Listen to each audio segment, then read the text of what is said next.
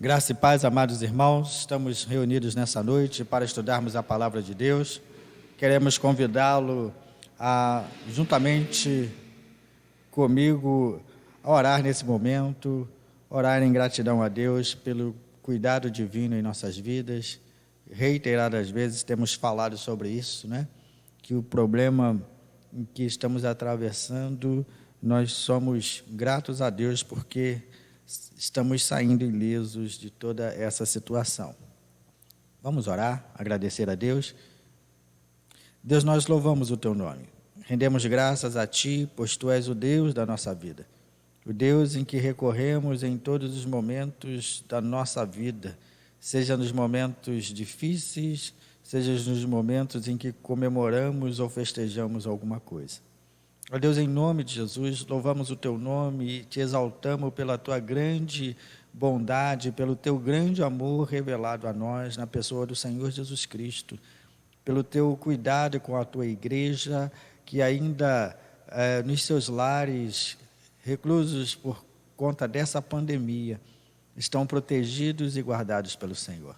Pedimos, ó Deus, que assim continues, fazendo com que a Tua igreja esteja segura no Senhor, e quando toda essa situação passar, possamos nos reunir alegremente na Tua casa, para adorar o Teu santo nome e exaltá-lo na beleza da Tua santidade. Pedimos por essas bênçãos e Te agradecemos no nome do Senhor Jesus. Amém. O hino de número 298, cantemos o hino de número 298.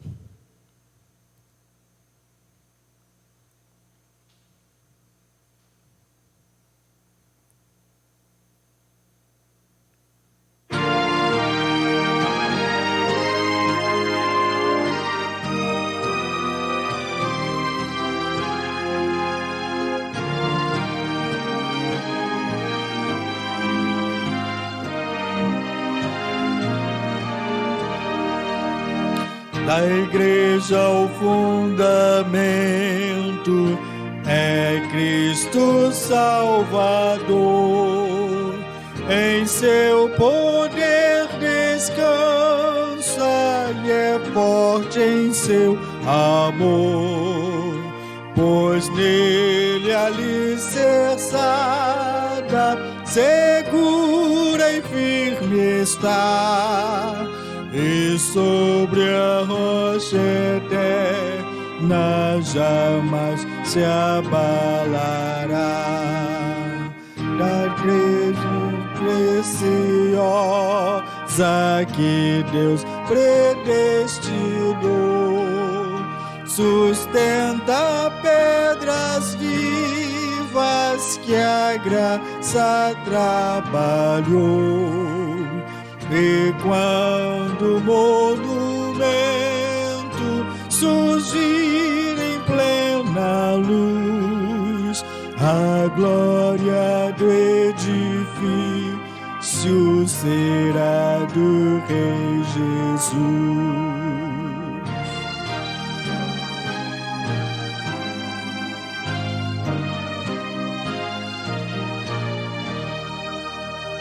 Neste edifício santo que visa o Teu louvor, esteja a Tua bênção, rogamos-Te, Senhor, que muitos pecadores aqui em contrição se tornem templos santos de Tua habitação.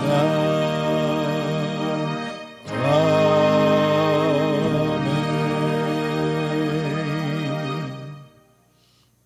Que bom é sabermos que somos igrejas do Senhor Jesus, e a igreja revelada nesse hino não se refere a um edifício de 4 paredes, mas vidas consagradas que o Senhor mesmo veio habitar, veio morar, para que a sua própria glória e esse edifício edificado para o louvor e a honra de Cristo são vidas que desejam congregar-se no lugar para adorar o nome do Senhor Jesus. Leiamos o Salmo de número 11, Salmo de número 11, o Salmo da nossa devocional.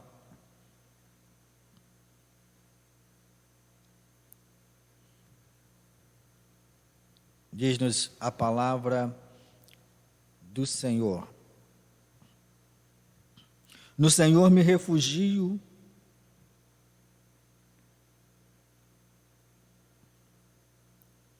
No Senhor me refugio. Como então vocês dizem à minha alma: fuja como um pássaro para o seu monte. Porque eis aí os ímpios, armando os seus arcos, colocam a flecha na corda para as escondidas dispararem contra os retos de coração. Ora, se forem destruídos os fundamentos, que poderá fazer o justo? O Senhor está no seu santo templo. Nos céus o Senhor tem o seu trono. Os seus olhos estão atentos. As suas pálpebras sondam os filhos dos homens. O Senhor põe à prova o justo e o ímpio, mas ele abomina o que ama a violência. Fará chover sobre os perversos brasas de fogo e enxofre, e vento abrasador será a parte do cálice deles. Por ser justo, o Senhor ama a justiça, os retos lhe contemplarão a face. Louvado seja Deus pela sua palavra que nos traz edificação. O hino de número 161.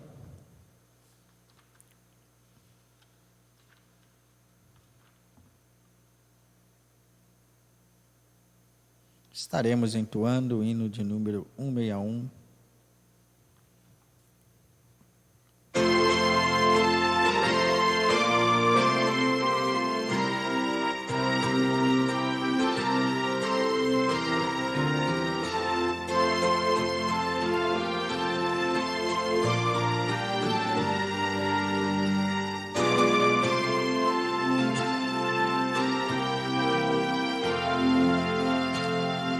Sei que o melhor amigo é Cristo, quando a tempestade assalta a fé. Pronto estende sua mão, tranquiliza o coração. Se o melhor amigo é Cristo, Jesus é o melhor amigo. Jesus é o melhor amigo, repreende com doçor e me anima com vigor. Se o melhor amigo é Cristo, oh, que fiel amigo é Cristo, nele encontro amor, consolo e paz. Em seu braço esperarei, mal nenhum eu temerei. Sim, o melhor amigo é Cristo. Jesus é o melhor amigo. Jesus é o melhor amigo. Repreende com doçor e me anima com vigor. Se o melhor amigo é Cristo. Quando eu passar o vale escuro e chegar às águas do Jordão, sem receio com Jesus entrarei no céu de luz. Sim, o melhor amigo é Cristo. Jesus é o melhor amigo. Jesus é o melhor amigo. Repreende com doçor e me anima com vigor. Se o melhor amigo é Cristo.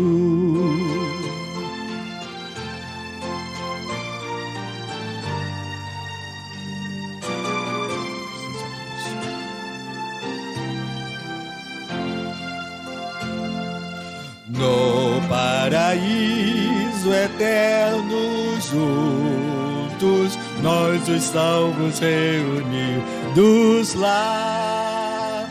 Este canto de louvor entoaremos ao Senhor, sim, o melhor amigo é Cristo. Jesus é o melhor amigo, Jesus é o melhor amigo. Do pecado me salvou, para o céu me preparou. Sim, o melhor amigo é Cristo. Louvado seja Deus, Cristo é o nosso melhor amigo, que nos salvou com o seu amor, nos perdoa pela sua graça e do pecado nos resgatou e nos transportou para a sua maravilhosa luz. Que bom é contarmos com a amizade do Senhor Jesus nas nossas vidas, na certeza de que Ele é o amigo que nos protege e cuida da sua igreja, pois Ele mesmo é o seu Senhor e cabeça. Oremos ao Senhor, oração por iluminação, e nós estaremos passando então ao momento de estudo da palavra de Deus. Deus, nós rogamos que o Senhor esteja nos iluminando com o Teu Santo Espírito, que as nossas mentes e os nossos corações estejam apreendidos à Tua palavra, para que possamos compreender os Teus propósitos divinos em nossas vidas. Ó Deus, em nome de Jesus, que a Tua igreja reunida nos seus lares para estudar a Tua palavra, sejam, ó Deus, conscientes de que o Senhor nos ensina e nos dá condições de entendermos o que a Tua palavra está escrita para a nossa edificação.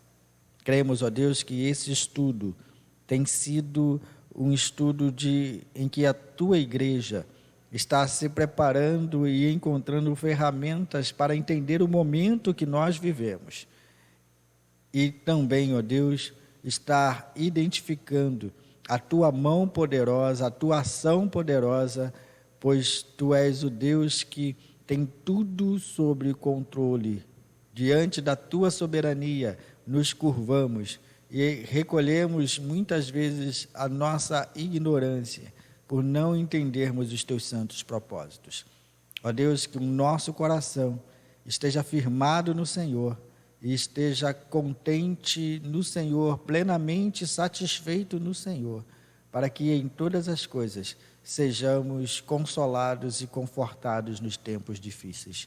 Te pedimos por essas bênçãos e te agradecemos no nome do Senhor Jesus, o nosso Salvador. Amém.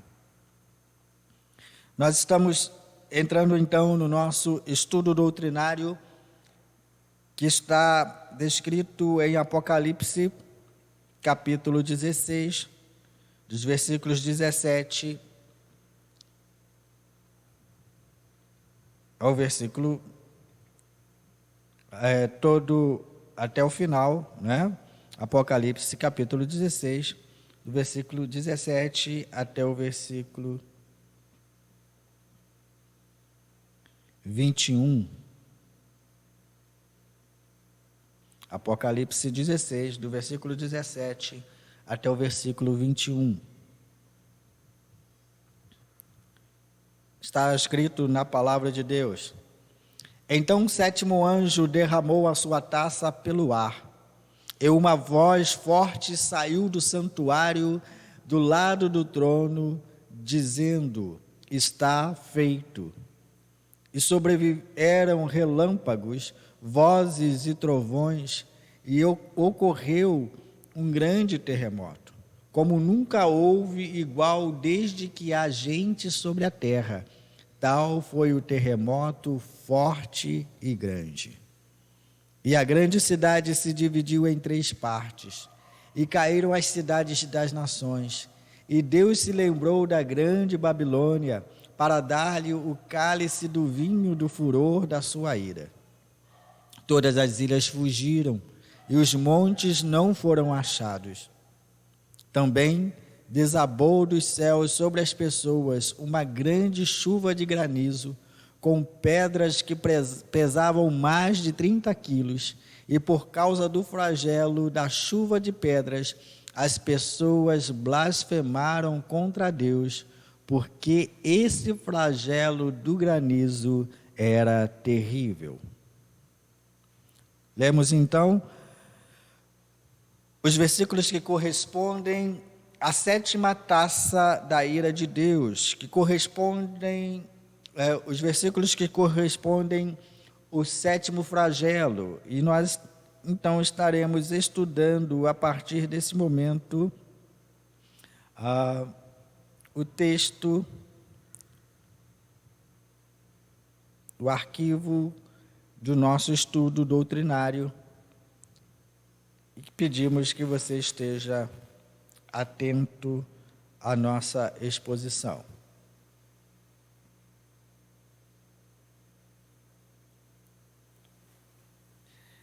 Lemos aí o capítulo de Apocalipse, já fizemos essa leitura.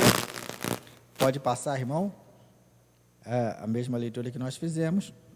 E aí nós chegamos então ao versículo 17 a 21, que corresponde à 7ª praga, e aí a gente então vai ter a conexão desses versículos. A voz que sai do templo e do trono, isto é, a voz que procede da própria presença de Deus e vem da área do trono de Deus. Todas as vezes que João se dirige a essa voz poderosa, é a voz do próprio Deus determinando e dando desfecho do seu juízo. E nós encontramos no versículo 17 que assim que a taça é derramada sobre o ar, o anjo, uma voz forte pelo anjo, uma voz forte sai do santuário declarando: está feito. E às vezes as pessoas pensam: mas está feito é o verbo fazer, né? O verbo em que declara que Deus determinou e a coisa foi feita do jeito como Ele determinou. Não, o está feito aqui significa que está definida a obra de Deus no modo como Ele determinou, encerrado no 7º flagelo. Isso significa que os planos de Deus se encerram no 7º flagelo. Está feito significa a consumação de um evento, e não a consistência ou a confirmação de que algo foi realizado, né? Na verdade, é o conjunto da obra que traz a declaração de Deus de que os seus juízos foram completados para julgamento das nações. A 7ª praga, ela afeta o ar, né? Nós vimos aí que o anjo derrama a sua taça sobre o ar. E isso significa que todos os seres viventes sobre a terra são afetados, né? Isso afeta todos os seres viventes sobre a terra. A 7ª praga atinge os seres vivos. E nós sabemos que sem ar não tem como sobreviver. Todos morrem. Essa declaração é o juízo final estabelecido de Deus. E ainda que isso seja um tipo de confirmação de que Deus está efetuando a sua ira, né?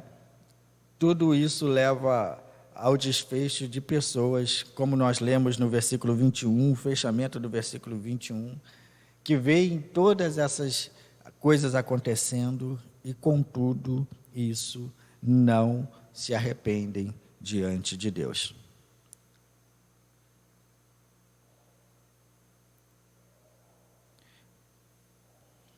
Se a expressão ar estiver em sentido simbólico, a gente pode entender que, pelo menos, algumas coisas fazem sentido nesse texto. Primeiro, que ela está em conexão com Efésios 2, verso 2.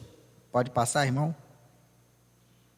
Ele está em conexão, o versículo 17 está em conexão com Efésios 2, verso 2. E aí nós vemos esse versículo, né, descrito em Efésios 2, verso 2, que diz: nos quais vocês andaram no outro tempo, segundo o curso deste mundo, segundo o príncipe da potestade do ar, do espírito que agora atua nos filhos da desobediência. O que isso significa, então? Significa que o juízo de Deus, que saiu do trono de Deus, veio atingir o trono de Satanás e todos os seus seguidores, né? Então, essa conexão que nós entendemos que o anjo derramou a sua taça sobre o ar, nós entendemos que quem foi atingido é aquele que tem, segundo a palavra de Deus em Efésios 2, né, a potestade do ar que o inimigo domina. E aí nós vemos então Deus derramando a sua ira sobre ele. E quem é afetado, irmão? É afetado ou são afetados todos aqueles que são seguidores de Satanás e lhes obedecem a sua ordem. Tá bom?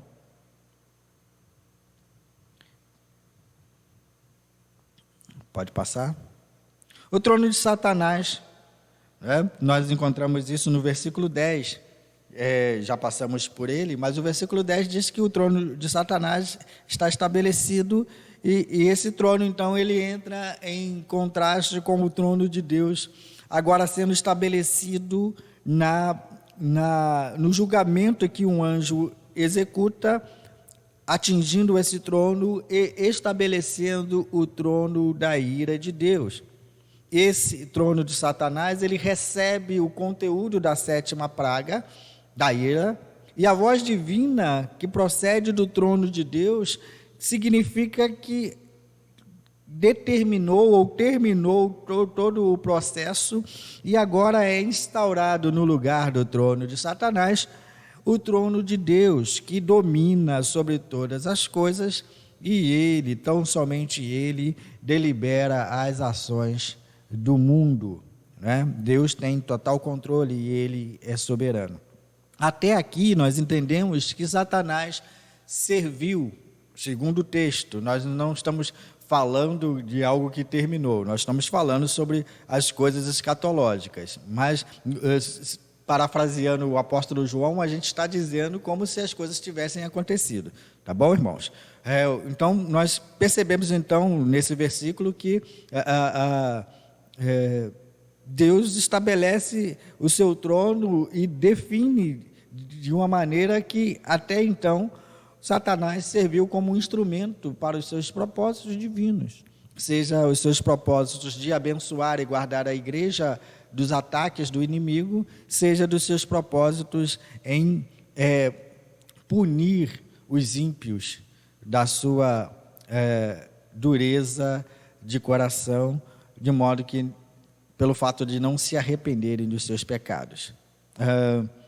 Nós já estávamos falando há algum tempo aqui, eu tive o privilégio de ouvir as palavras do reverendo Augusto Nicodemos, ele falando, trazendo uma frase, né?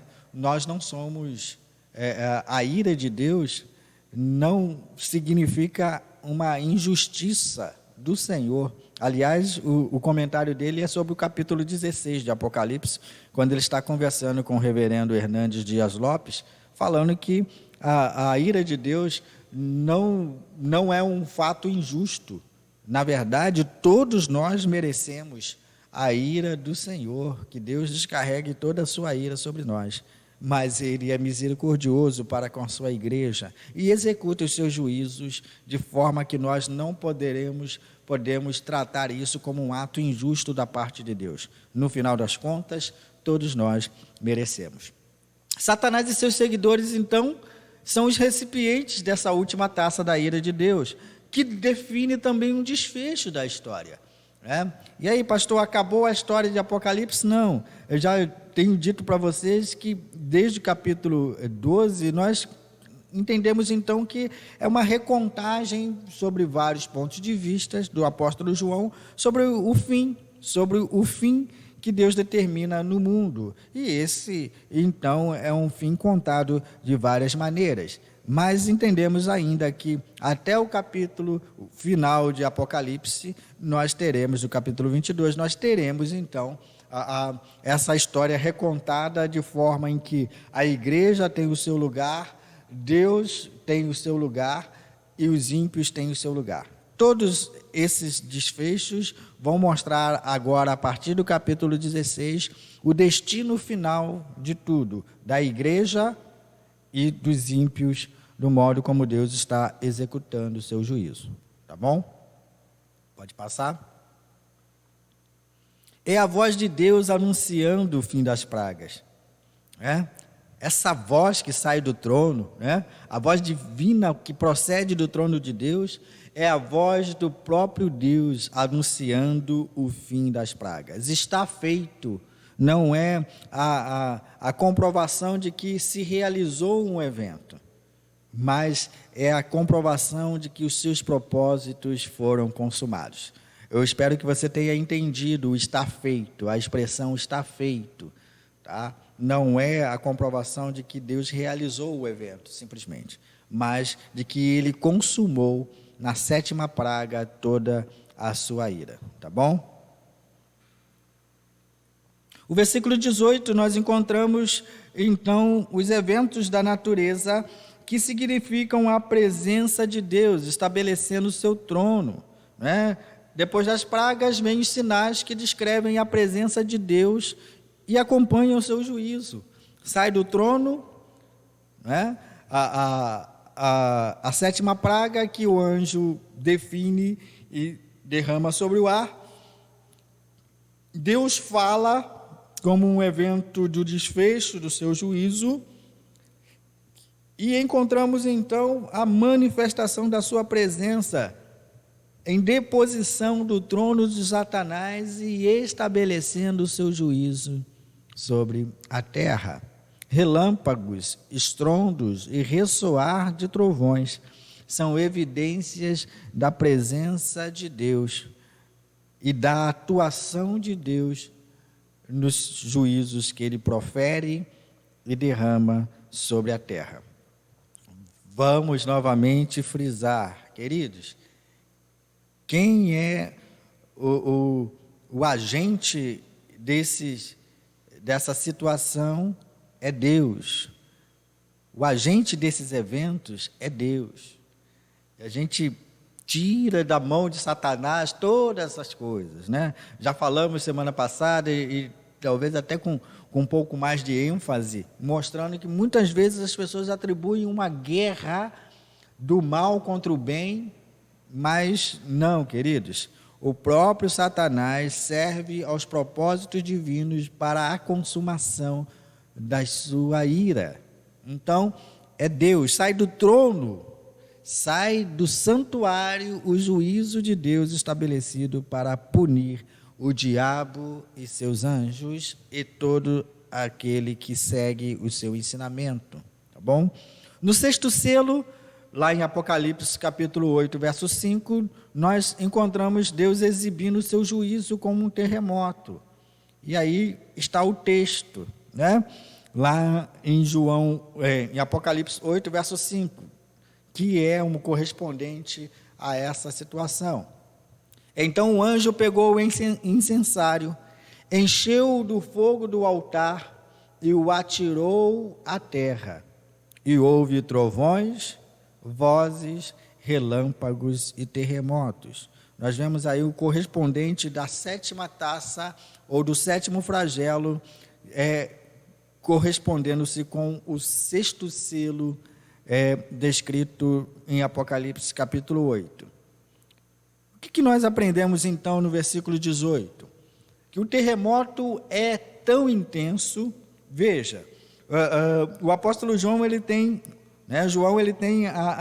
o cuidado de demonstrar a intensidade desse terremoto. Ele diz, olha, é um grande terremoto, como nunca houve igual, desde que existe habitantes sobre a terra, desde que o homem veio sobre a terra, existir sobre a terra. Isso mostra que foi tão intenso, né, de modo que a terra jamais experimentou violência de tal magnitude.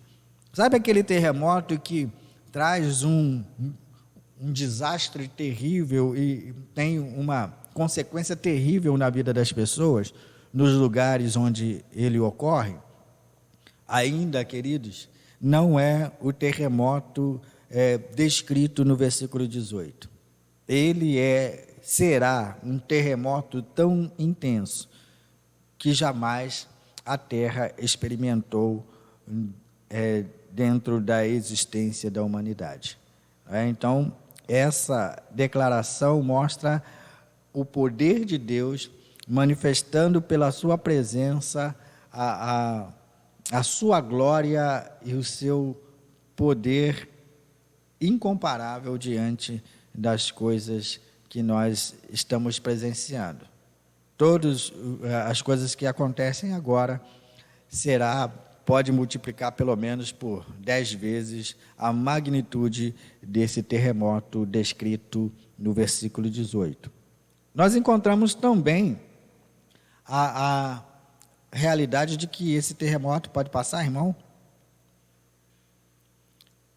De que João fala as coisas como se tivesse acontecido. Eu até acabei utilizando o mesmo verbo de João, falando como algo que tivesse acontecido. Na verdade, João está citando isso como uma visão futura, né? Mas que está se consumando diante da sua frente, né? À sua frente, diante dos seus olhos. Então, ele fala do futuro como algo que está se desenrolando diante dos seus olhos. Isso significa, queridos, que o juízo final não é uma possibilidade. Eu acho que eu já falei sobre isso aqui, e eu acho que isso é importante a gente trabalhar novamente. O juízo final não é uma possibilidade. O juízo final é algo que Deus determinou que irá acontecer. E pasmem, irá acontecer da mesma maneira que está descrito na sua palavra. Não vai acontecer menos do que está escrito, e também não vai acontecer mais além do que está escrito. Então, nós precisamos entender que esse futuro a que João se refere está diante dos seus olhos. É uma visão que está diante dos seus olhos. Então, ele fala como se tudo estivesse acontecendo ou tivesse acontecido, né?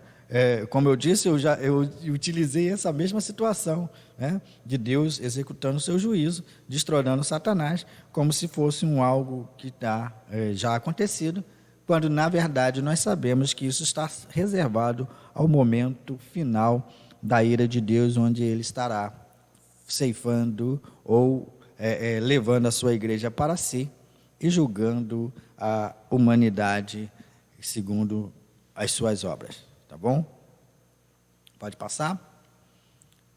João relata, então, no pretérito, no passado, para testificar ao leitor de sua certeza de que o que ele diz, sem dúvida, se concretizará. Eu falei sobre isso, né? O fato dele dizer que a coisa aconteceu, de forma como aconteceu, ainda que isso seja um evento futuro, define, então, a clareza que ele dá de que isso não é uma mera possibilidade, não é algo previsível, queridos. A gente não pode trabalhar isso como uma previsão de João. Previsão pode ou não acontecer. Um exemplo disso a gente dá, às vezes, até que melhorou bastante, né? A previsão meteorológica, né? Então, essa previsão da meteorologia melhorou bastante, mas ela ainda continua sendo tratada como uma previsão, como algo previsível. Ou seja, é possível, tem chance de acontecer, né, com um grau de acerto muito grande, contudo, não é certo. Quando João trabalha essa ideia, ele trabalha a ideia de que o que está escrito na palavra de Deus irá acontecer da maneira que está escrito.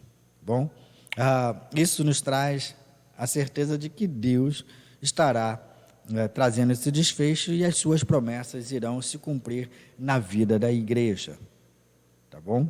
No que se refere ao destino do mundo. Versículo 19. Versículo 19, nós encontramos então a grande cidade, que se dividiu em 3 partes. E essa grande cidade, ela é identificada como a Grande Babilônia, né? E a gente muitas vezes vê as pessoas tentando adivinhar que cidade é essa, que cidade corresponde ao nosso tempo essa cidade. Na verdade, queridos, não é simplesmente uma cidade específica, mas se você ler aplicadamente o versículo 19, você vai encontrar que essa cidade ela está referenciada e coligada a todas as cidades que estão sob o domínio do império de Satanás, né?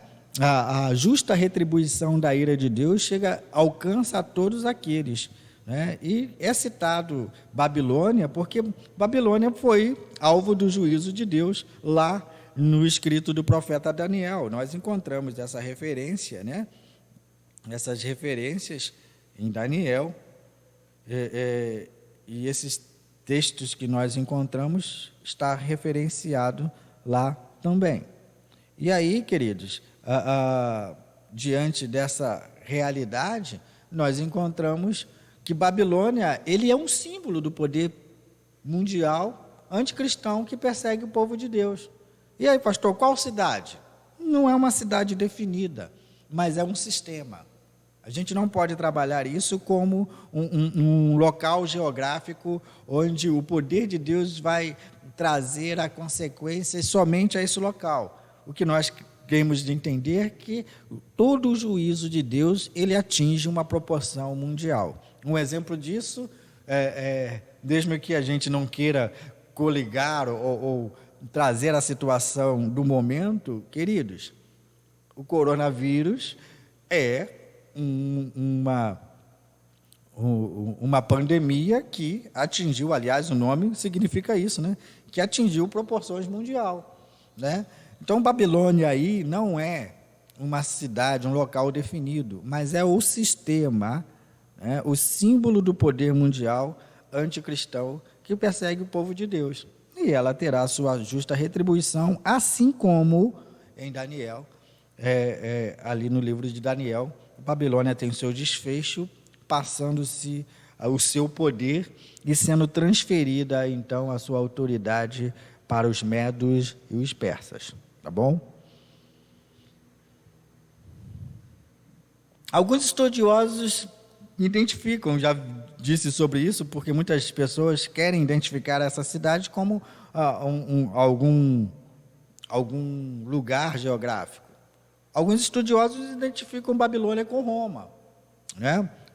Nós sabemos que Roma perseguiu a igreja, e até o século IV, né, em 318 mais ou menos, até a suposta conversão, né? Eu não acredito na conversão de Constantino, tem muita gente que acredita, mas eu não acredito na conversão desse imperador, né?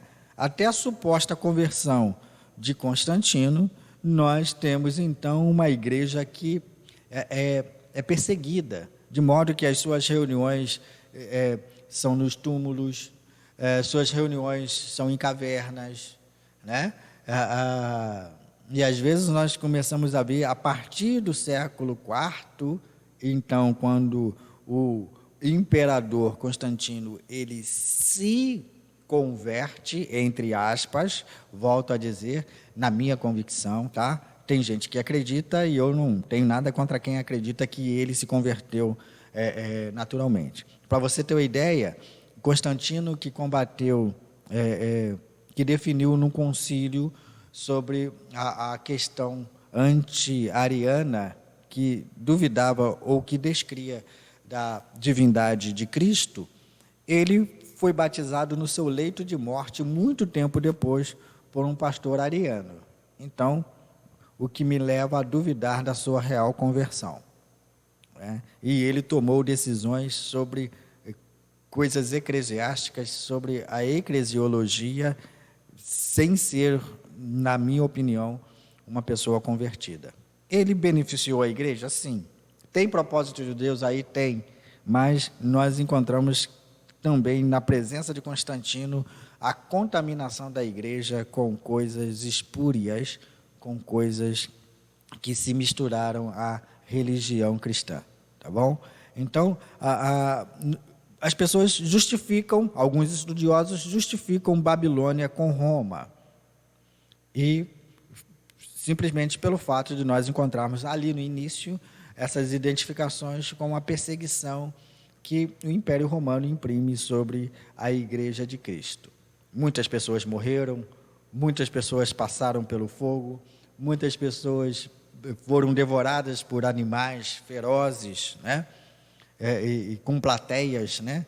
Que estavam se deliciando com o que viam, com um grande espetáculo que eram feitos nas arenas. Isso é histórico. A gente precisa voltar ao passado para entender tudo isso, de como a igreja foi perseguida. Pessoas doaram sua vida, amados. Deram sua vida em favor do Evangelho. Né? E eles criam nisso que era uma promoção à glória celeste. Não importa se eles eram comidos pelo leão, pois a sua alma estava segura na mão de Deus. Não importa se eles fossem queimados, né? Sua alma estaria segura na mão de Deus. Não importa também se eles fossem degolados, perdesse seu pescoço, iria entrar no reino com o corpo inteiro, graças a Deus, louvado seja Deus. De modo, queridos, que não importa o modo como nós morremos, nós chegaremos íntegros na presença de Deus. Louvado seja Deus por essa realidade, tá bom? Divaguei um pouco, mas para mostrar que nessa visão dos estudiosos, eles querem colocar esse sistema opressor, que representa mais um símbolo do poder mundial, como uma cidade especificamente geográfica, mas que não tem muito sentido, né? Versículo 19 ainda, nós estamos encontrando então que outros consideram a grande cidade como sendo Jerusalém. Uma dificuldade que nós temos de identificar Jerusalém, como esse lugar da cidade que persegue o povo de Deus, apesar de, no início da igreja cristã, essa diáspora acontecer, pregamos sobre isso no domingo, né? Falamos sobre isso, sobre a diáspora, onde Pedro escreve aos dispersos. Que coisa boa, né? Chegamos na terça-feira conectados com a mensagem que nós pregamos no domingo. E aí nós encontramos então que essa cidade que muitos estudiosos consideram sendo Jerusalém. A dificuldade que nós temos é que a Jerusalém que se refere agora em Apocalipse é a Jerusalém que desce dos céus. É uma Jerusalém celestial, não mais uma Jerusalém terrena. Então ela não pode ser considerada como lugar onde Deus está desferindo o seu juízo, ainda que a Jerusalém terrena esteja sim debaixo do juízo de Deus, como todos os outros lugares em que Satanás imprime o seu domínio, tá bom? Ainda outros veem Babilônia como a cidade junto às margens do grande rio Eufrates, né? No versículo 12. E aí nós encontramos então, na verdade, a Babilônia dentro do seu caráter geográfico, restrito a esse mesmo lugar, que é identificado no rio Eufrates como um lugar geográfico, onde Deus está efetuando o seu juízo. E no versículo 12 nós encontramos ali o começo da reunião daqueles que irão guerrear contra os santos. Deus mesmo abre caminho, né? Depois do versículo 12, Deus mesmo abre caminho para que os reis da terra se unam na grande batalha do dia do Senhor. Olha que coisa fantástica o texto, né? Que nós estamos ainda no capítulo 16, se referindo como o grande dia de Deus. Deixa eu achar o texto o versículo aqui. Olha, o versículo 14, né? A batalha do grande dia do Deus Todo-Poderoso. Então, o versículo 14 desse mesmo capítulo define esse dia como o dia do Deus Todo-Poderoso, onde a batalha acontece, tá bom? Pode-se também referir-se a todas, né? E aí o mais provável, né? Eu quero acreditar que essa seja a mais provável expressão utilizada por João, a ideia de João, todas as cidades sob a influência das trevas, sob a influência do trono de Satanás. Então, eu quero crer que, muito mais do que um lugar específico, é um sistema que atinge e abrange todo mundo. Tá bom? Pode passar, irmão? No versículo 20, nós encontramos as ilhas fugindo e os montes desaparecendo, né? O que isso significa? Né? Significa que para o tempo do último juízo, quando a face da terra é transformada e Deus toma assento no grande trono branco.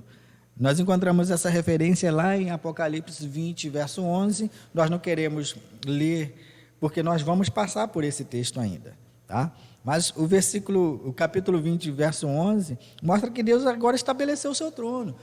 Satanás é destronado, Satanás é tirado de todas das suas atribuições em que serviram, volta a dizer, serviram o propósito divino para a consumação da sua ira.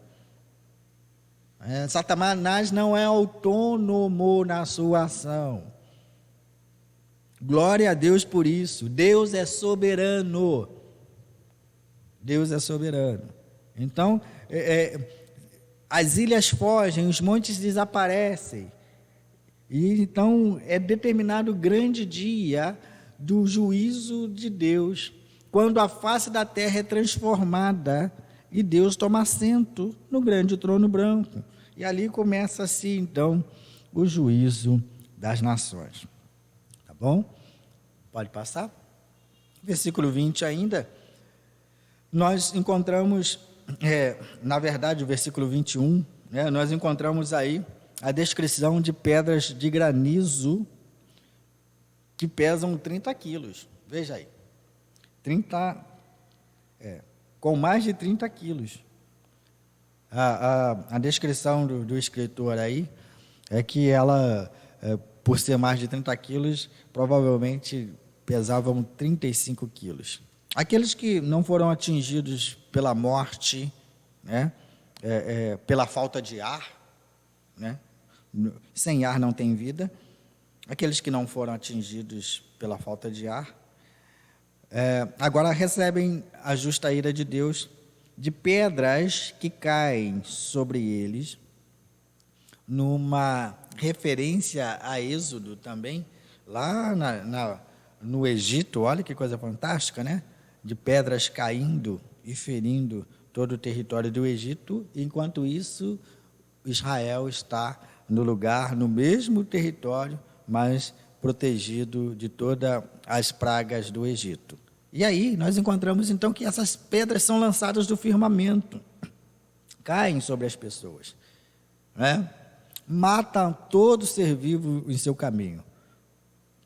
As pessoas que essa pedra atinge são mortas e elas passam a sofrer a aniquilação do seu corpo mortal, do seu destino aí então. O que acontece com aqueles que sobrevivem a tudo isso? Irmãos, é muito importante que o capítulo que define em todos os versículos que em todas as taças da ira de Deus não há um quebrantamento dos ímpios, o versículo fecha com essa mesma declaração. Veja, versículo 21. Desabou do céu sobre as pessoas uma grande chuva de granizo, com pedras que pesavam mais de 30 quilos, e por causa do flagelo da chuva de pedras, as pessoas blasfemaram contra Deus, porque esse flagelo do granizo era terrível, né? O que acontece com as pessoas que sobrevivem a a essa dificuldade, a esse juízo divino? A conversão. Tem gente que sempre acredita, aliás, eu disse isso no último dia, né, que é um adágio, aliás, o reverendo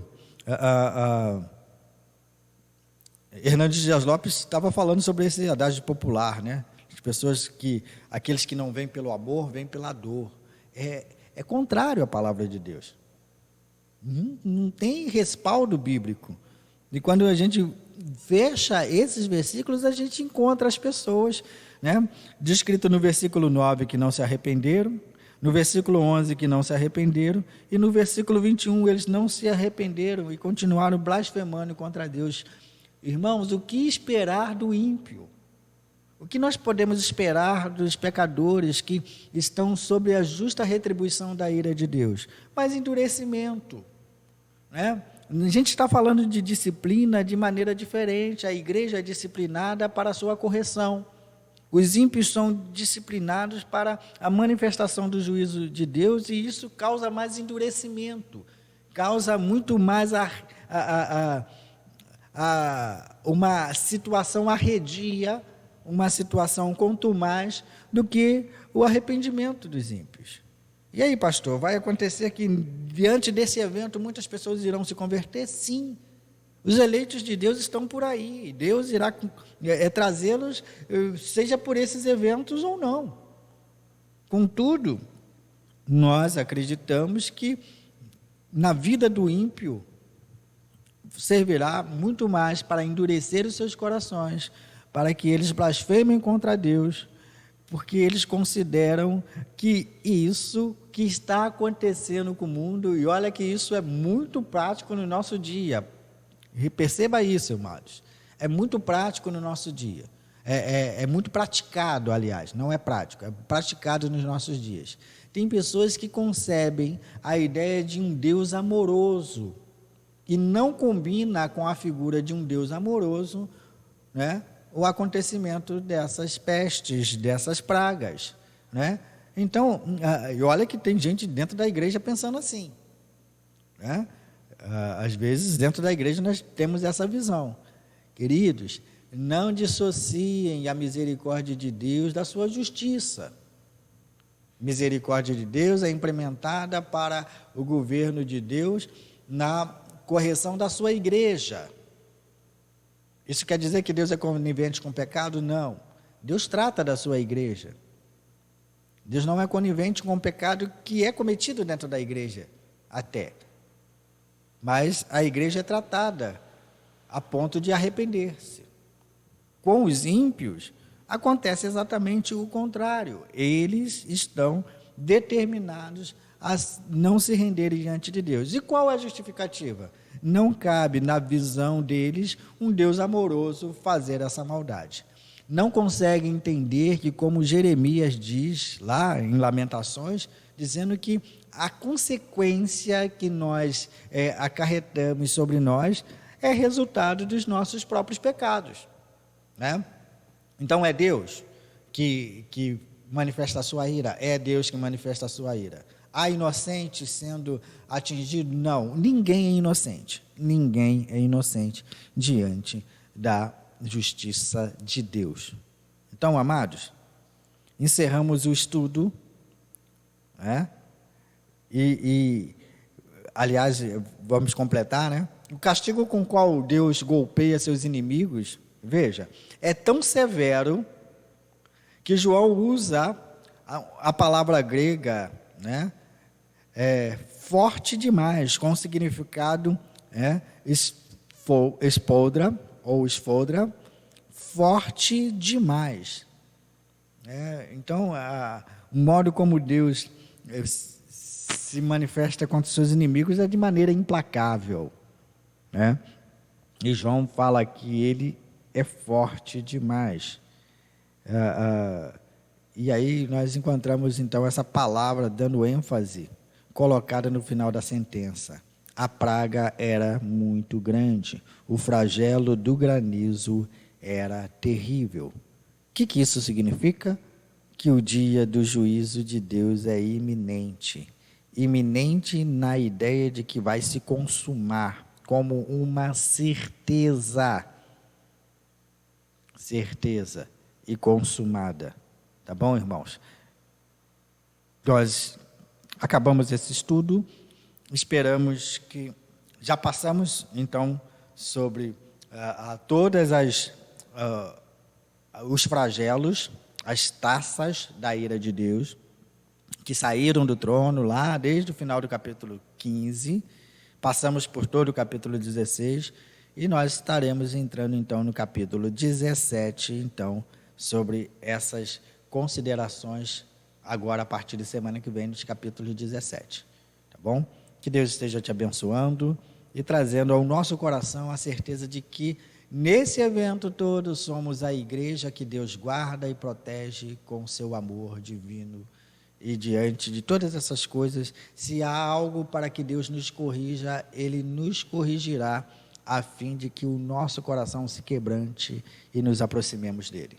Tá bom? Como igreja do Senhor, cremos que toda a disciplina do Senhor visa o arrependimento da sua igreja. Amém?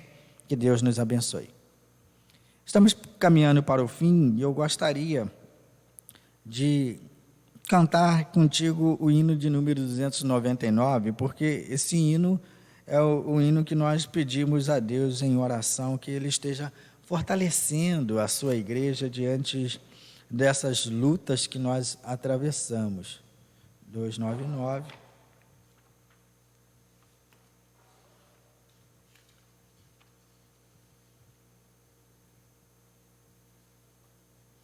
É renovação, pedindo a Deus que Ele esteja fortalecendo a sua igreja. Cante comigo e que nós sejamos realmente animados pelo Senhor até o dia da sua vinda. Amém?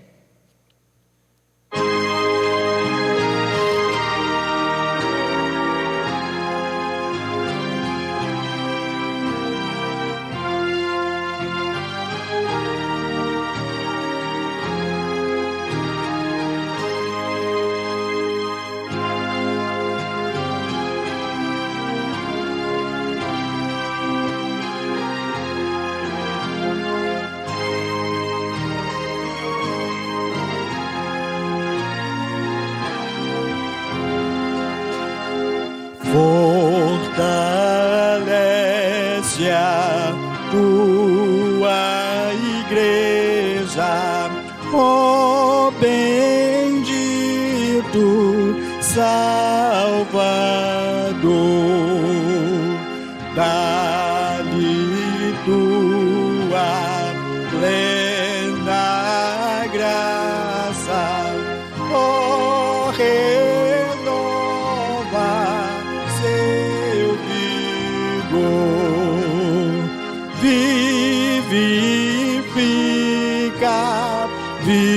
vivifica nossas almas, ó Senhor,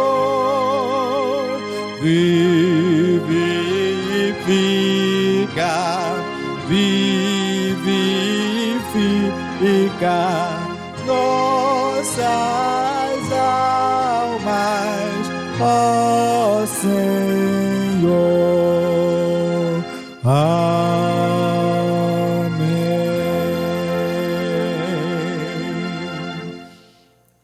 Louvado seja Deus pela existência da sua igreja e sabendo que enquanto acontece as dificuldades na terra, a igreja do Senhor é guardada e protegida pelo seu grande poder.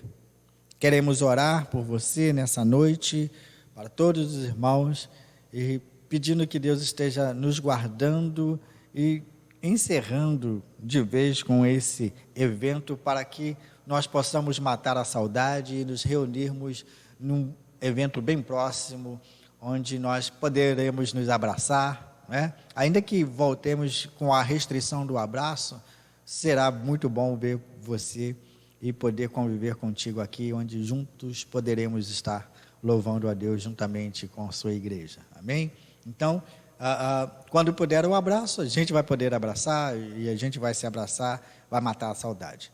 E se voltar com essa restrição, a gente vai obedecer, a fim de que, quando isso puder ser feito, a gente faça com tremenda alegria no coração, como ósculo santo do Senhor, como o cumprimento de uma igreja que ama os seus irmãos, definindo como ósculo, como uma saudação normal de uma igreja que tem prazer na vida do seu irmão. Amém? Vamos orar? Deus, nós louvamos o Teu nome, rendemos graças a Ti por essa noite em que o Senhor edificou nossas vidas por meio da Tua palavra. Que a Tua palavra, que é viva e eficaz, traga ao nosso coração a certeza de que o Senhor tem cuidado de nós, a Tua igreja, que o Senhor comprou com o próprio sangue do Senhor Jesus Cristo, a fim de pertencermos a Ti inteiramente, povo exclusivo, nação santa, sacerdócio santo, exclusivo, propriedade exclusiva Tua, para que possamos proclamar as grandezas do Teu reino. Em nome de Jesus, Pai, que a Tua igreja sirva como instrumentos Teu, para que possamos, ó Deus, tornar dinâmico o Teu evangelho e a nossa proclamação esteja estabelecido sobre as verdades que o Teu evangelho nos ensina. Em nome de Jesus, que haja fidelidade da Tua igreja nesses últimos tempos que estamos vivendo. Que haja fidelidade da Tua igreja em proclamar o evangelho na sua simplicidade, para que na sua simplicidade ele possa ser entendido e pessoas possam se render aos pés de Jesus. Louvamos pela Tua graça, pelo Teu amor, pela Tua proteção aos Teus filhos e rogamos que assim o Senhor continue. Pedimos, ó Deus, que por aqueles que estão passando dificuldade, por perda de entes queridos, que o Senhor esteja consolando, confortando cada coração e trazendo-lhes a consciência de que o Senhor é soberano. Tu és soberano para as suas atitudes, que definem o limite da nossa vida, mas nós existimos para o louvor e para a honra da Tua glória. Que a nossa vida seja assim, que a nossa caminhada seja desse modo, em que em todos os nossos atos estejamos glorificando o Senhor. Louvado seja o Teu nome pela Tua igreja, que hoje milita na terra, no lugar onde quer que esteja, como testemunho vivo da Tua provisão. Louvado seja o Teu nome, na pessoa bendita do Senhor Jesus Cristo, nosso Senhor, com o auxílio do Espírito Santo. Amém. Queridos, que Deus te abençoe e te esperamos na próxima reunião, ainda que seja por esse veículo do Facebook. Queremos pedir que você que está assistindo também esteja reproduzindo esses vídeos a fim de compartilhar com os seus amigos, com pessoas que pertencem ao seu círculo social na rede social. Amém? Que Deus te abençoe. Fique com Deus.